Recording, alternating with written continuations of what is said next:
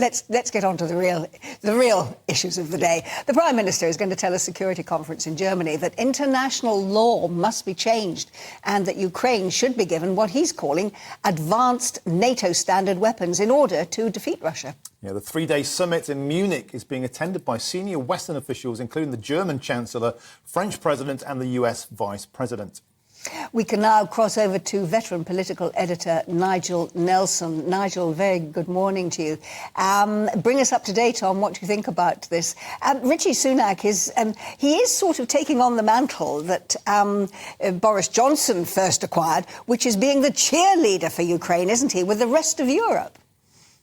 Yes, I think he is. I think that the point that Rishi Sunak is making is that Britain is in the forefront of helping Ukraine, supplying it with arms. The issue really is whether or not we actually give Ukraine planes, which at the moment Rishi Sunak is reluctant to do. So what is significant about this speech is he's talking more about the long term. Now, at the moment, we've got 130 Typhoons, 101 of them are actually operational. Boris Johnson has mentioned about sending, say, 100 to Ukraine.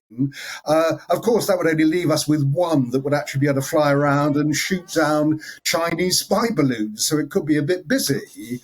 But in the long term, there is a possibility, once the war is over, that you supply Ukraine with proper defences, which would then deter any further Russian attack. And that seems to be the kind of message that Rishi Sunak wants to get across today. I wonder, Nigel, if giving more money to Ukraine is the most pertinent thing to do at the moment. We saw this week in a NATO report that the UK has now fallen behind France in our military capability to defend ourselves. And at the current time, the Defence Secretary is seeking a £10 billion defence budget boost. What's the best use of our money? Is it really Ukraine, or should we be thinking about protecting ourselves first? Well, I mean, I think that we've obviously the first duty of any government is to protect this country. So in the first instance, I think Ben Wallace is right there.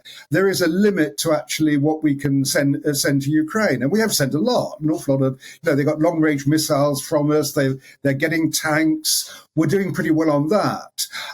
But I mean, Ben Wallace constantly makes the point about practical difficulties if we were to send aircraft. It takes nearly 5 years to train a Typhoon pilot. Now, that would be cut down with Ukrainian pilots who are now combat veterans in their MiG-29s. But it would still be something that really goes far in the future. And that's the whole point that is being made here, that is to try and help Ukraine win the war, but then start to work out, which is really important, how they can then also win the peace. And that is to deter further Russian aggression.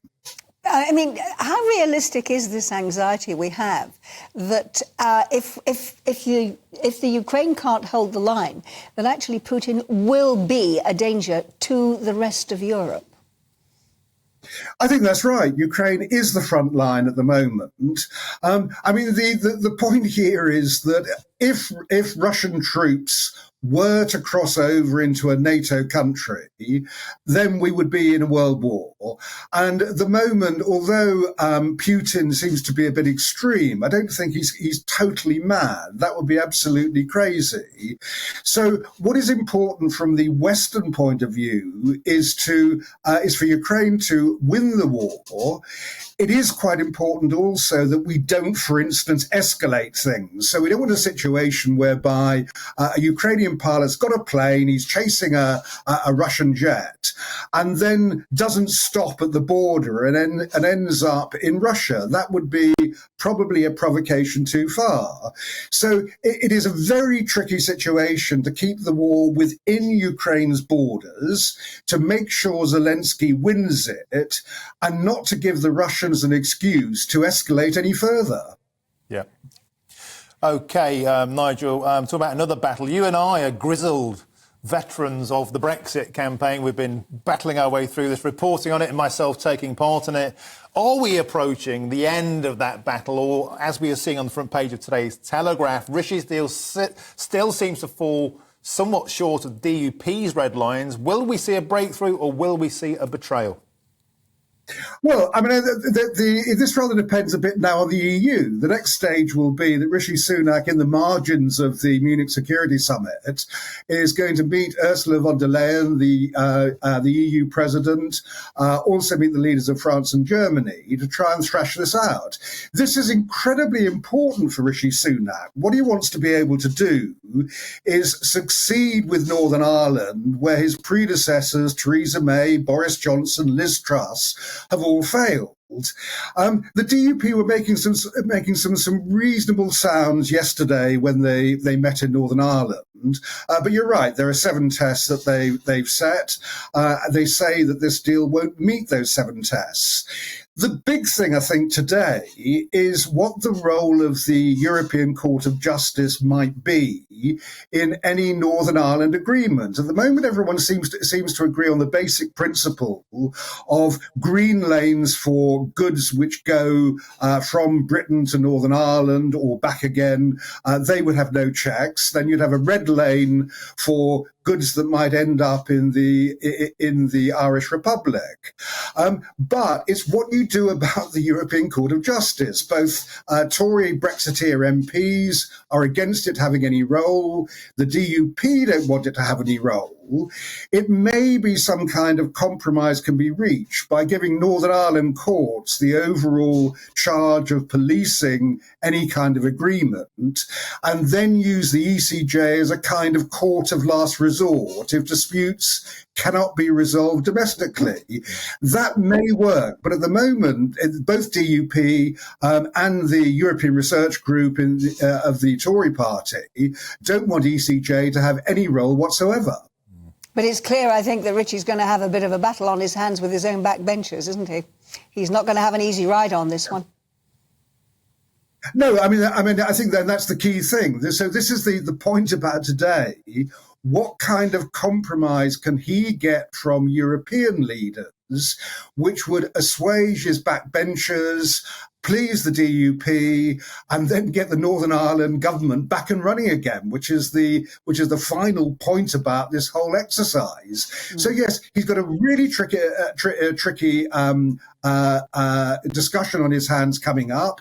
It's defeated his predecessors. He wants to be the one to achieve it. I wish him good luck in doing that on a day like today. OK, Nigel, one final question. Those amongst us, myself included, but Ben Habib, the guy who took the British government to court, the Supreme Court, over the NI protocol, he believes that there will be a capitulation, and he believes that lays open the door to future rejoining of the European Union. As a Remainer yourself, are you happy with this deal? I just don't think that is ever on the agenda now. That you're absolutely right. I was a Remainer. I still think that it was a mistake to leave the EU.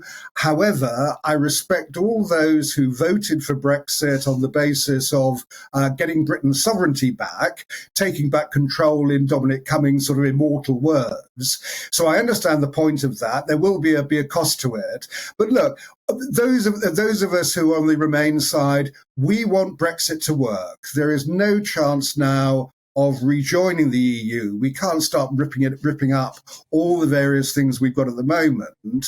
So I think the important thing is let's try and all work together, make Brexit work, and so Britain can prosper.